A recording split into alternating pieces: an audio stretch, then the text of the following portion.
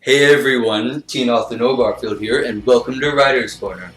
Alright, so I actually have a very special Writer's Corner video for you all today.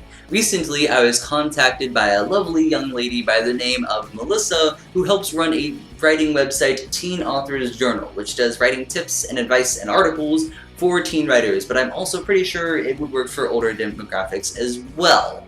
That being said, she contacted me because she wants to interview me. Yay! I already got the questions from her, typed up a text response, emailed it to her, and she'll put the article up soon. I love reading the articles that she has. The website is super professional looking and I was very impressed. It has a nice flow and layout to it, and I actually like the articles that she puts out. Like, one of them was, "Can anime help your writing?" I'm like, yes it can! So these are my answers to Melissa's questions about getting published as a teen author. The short answer is that Indigo River Publishing is a smaller publishing house based out of Florida, and the longer answer is that they are my comrades in arms, waging through the muck and filth of publishing wars and through the long battles of marketing.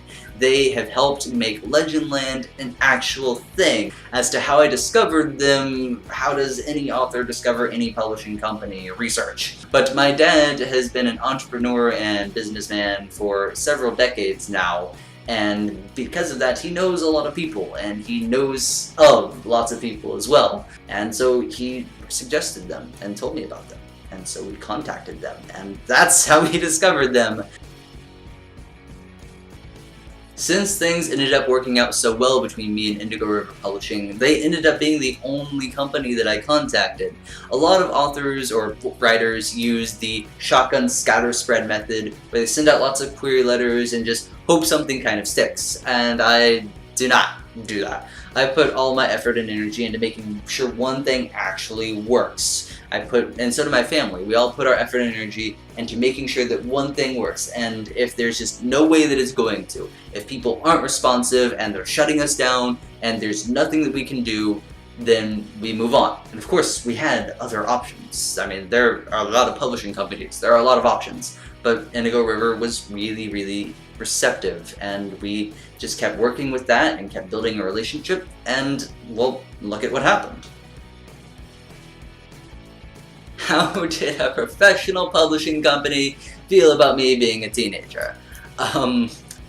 I don't know how they personally felt. They were really nice to me and seemed to take me seriously, which is something I wasn't expecting. I think due to my work ethic and how seriously I took it, and that I actually wanted to get published and was working hard for it, allay a lot of their concerns. I think a lot of normal publishing companies, I guess, are really weary about signing on young people. I don't think they were super nervous, but I would have been a little bit hesitant if I had been in their shoes myself.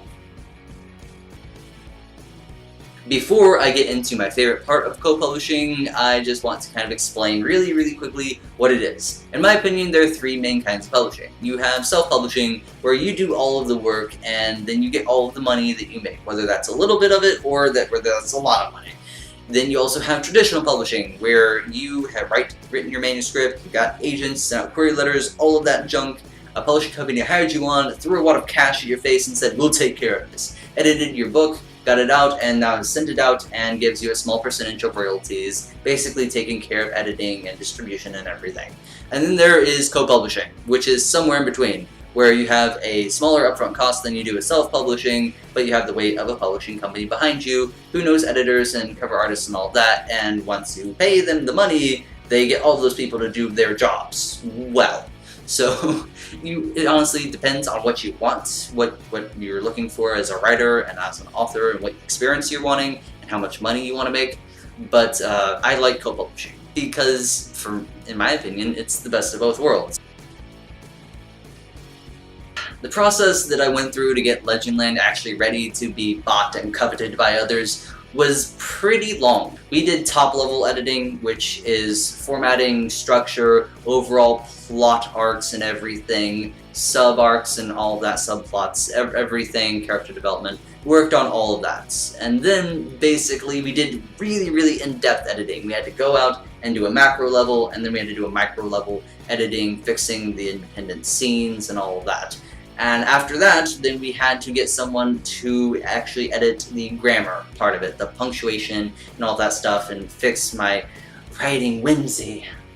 And after that, it was cover art and then distribution and all that, and we had to get people lined up and actually get it on like places like Amazon, Barnes & Noble, Smashwords, iTunes, everywhere. Had to set it up to be able to distribute it myself. You had to work out contracts and everything. That was the process. It was a long process to go through, but I'm hoping that the next time that I go through it, it's going to be a lot more streamlined. Basically, I worked with Immigrant Publishing to take my manuscript and turn it into something that people would pay money for and read and love one day. Only if you count doubting my whole writing ability and whether I should just work at McDonald's for the rest of my life as discouraging. I did feel discouraged at times during the process. It was long and it wasn't easy all the time. Mostly I felt discouraged towards the end of the process, whether people would actually buy it once I'd put all this work, effort, and energy into it. But people are, so I'm feeling better. Well, I'm not currently bathing in money, making it rain, and enjoying international fame and stardom, so I'd say publishing is a little different than what I was expecting. Basically, I thought I would put in so much long, hard, difficult work and just hate it. But afterwards, I would have lots of money and have people recognize me. And I got kind of a balance between that. But it's not what I was expecting, because I enjoyed the process, and I'm actually enjoying making sure that Legendland actually gets sold and bought by other people, which is fun to me. I like it. I like telling people, my book is great, you should buy it. And then people do. It's actually wonderful. I have gotten recognized a few times, either at libraries or my parents were at a restaurant one time, and this waitress came up to them and they were talking about me and how we travel, and they're like, are you Noah Barfield's parents? I'm like, yes, we are. I was just like, I met him, he's so cool, I have his book and everything. I'm like, yeah, it's the best thing ever. So wonderful to be recognized. So I think I'm starting to get what I was expecting from publishing, but it hasn't been, because I enjoyed it. The thing is, I didn't even know what beta readers were until after I was published. I didn't know what advanced reader copies were until after I had already begun the publishing process and beta readers and all of that. I didn't know those were a thing. I thought, hey, here's a copy of my book and this is what we're thinking of what it's going to look like whenever it's professionally published. What do you think? I didn't know that style was called an advanced reader copy.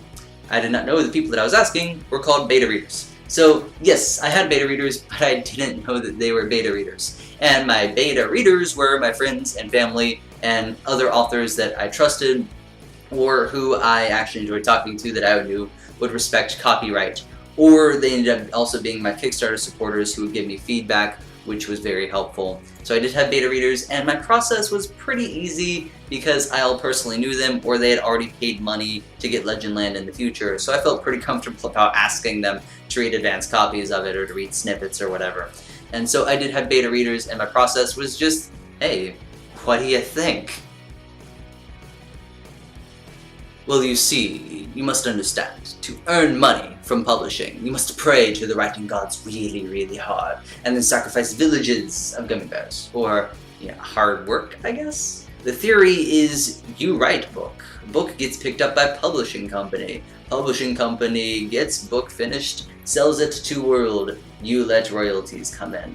Royalties are supposed to be the primary source of income whenever you sell books. That's not always the case. A lot of money can be made in the writing world, ironically not even off of book sales. So I guess it depends on what you're wanting to do. It oftentimes is difficult to make money solely off of just the royalties of a book, so be open to things like movie deals or different media deals like TV shows or short series or anything, or merchandising deals, because who doesn't want a plush figure of your main character? What future novels? Who told you I was writing future novels? I must have words with them. Basically, the process the first time was long and arduous and fraught with terrors, just like the night and the darkness and all of that. But I think the second time that I go through it, and then the third and fourth, and however many books I write, I think it will get easier over time, and I think I will approach it differently. I think my mentality will be different because I know what to expect, but I think the actual processes, top-level editing, detailed editing, grammatical editing, cover art, distribution, all of that, I think will remain the same unless they went and changed it on me.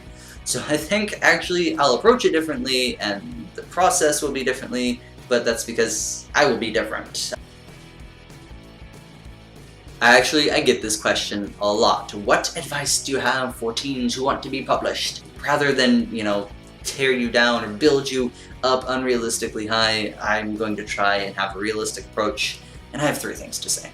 The third most important thing you can do, in my personal opinion, is to prepare yourself for what's required to get published, which means long nights, less social activities, no internet memes. The second most important thing you can do is determine whether you actually want to do this as a career, as something that you want to make money off of and you want to do for the rest of your life. And the first most important thing that I can possibly say as advice to those hoping to get published is you're not alone. Other people have done this before you. Use the resources you have available to you. That would basically be the best advice I can possibly give for those who are planning to actually get published, who are young like I am, and also sacrifice lots of gummy bears. Maybe gummy worms too, or just eat them for that much needed burst of energy.